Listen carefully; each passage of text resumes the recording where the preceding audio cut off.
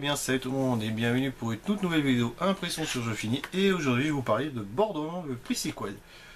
Donc avant de commencer cette vidéo, je tiens à m'excuser pour au niveau de l'éclairage parce qu'il fait nuit de plus en plus tôt. Et je n'ai quasiment plus le temps en ce moment de faire des vidéos de journée. Donc alors, Borderlands Pre-Sequel donc, qui est sorti l'an dernier sur 360 PS3 PC et ce qui est sorti cette année là sur les consoles nouvelle génération, peut-être avec le PC aussi. Donc voilà déjà pour ça. Donc alors, Borderlands Pre-Sequel se déroule entre l'épisode 1 et 2, donc d'où le titre Pre-Sequel si vous voulez. Sauf que on n'est plus sur Pandore, on est sur la lune de Pandore. Donc un changement un peu radical en termes de gameplay, parce qu'il faut savoir qu'on est en apesanteur du coup.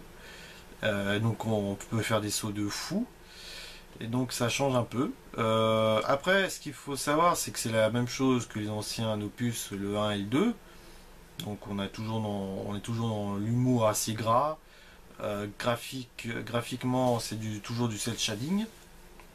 Et puis scénaristiquement, ça se déroule pendant l'émergence, si vous voulez, enfin, oui, l'émergence, oui, du Bojack. Comment il fait pour devenir le grand patron de Hyperion. Donc voilà.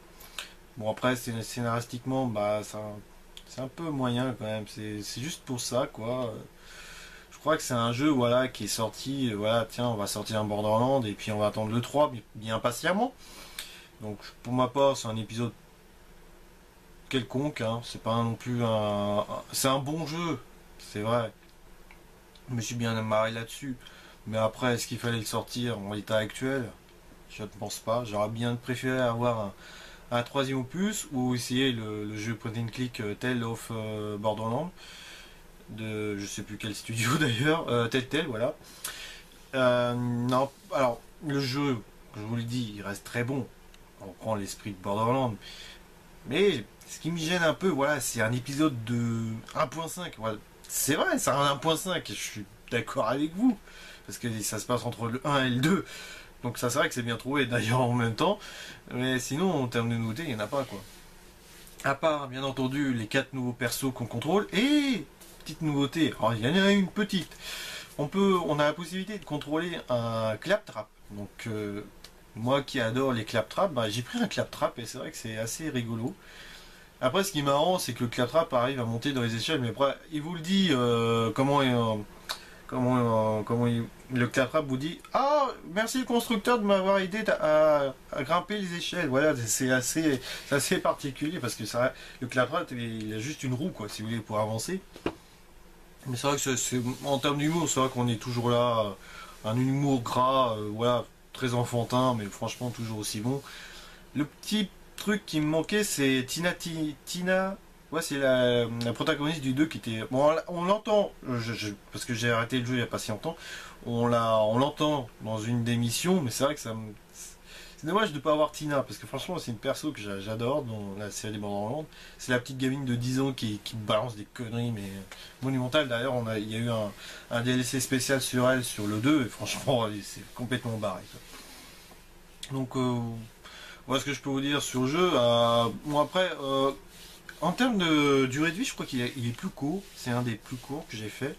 Le 2 était vraiment vachement long à faire. Mais celui-ci, il est vraiment très très court. Voilà, donc c'est un bon épisode, mais franchement dispensable. Moi, je m'attends beaucoup plus à un Borderlands 3. Hein, parce que Pre-Sequel, c'est marrant, quelques minutes. Mais après, voilà, on est toujours dans cette optique du RPG FPS. Dommage, j'ai trouvé ça dommage qu'il n'y ait pas eu tant de nouveautés à part. Voilà, on est sur une lune, la lune de Pandore, certes, il y a un nouveau gameplay, mais ça ne révolutionne pas la série, quoi. Donc c'est dommage. Donc voilà pour Borderlands Pre-Sequel, donc c'est un bon jeu que je vous conseille pour les fans, bien entendu, pour ceux qui sont un peu moins fans du RPG ou qui sont pas fans du tout du RPG, je vous le déconseille absolument. C'est pas du tout, ce sera pas du tout dans votre genre, et ceux qui n'aiment pas du tout qui n'aiment pas l'humour gras, voilà, donc c'est un jeu que je vous déconseille absolument.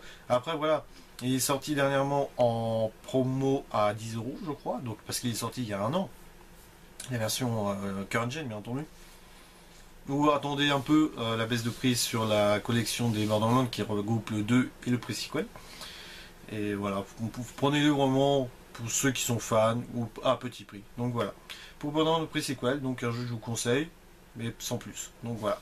Pour cette vidéo impression sur le jeu fini, je vous dis à la prochaine et ciao ciao.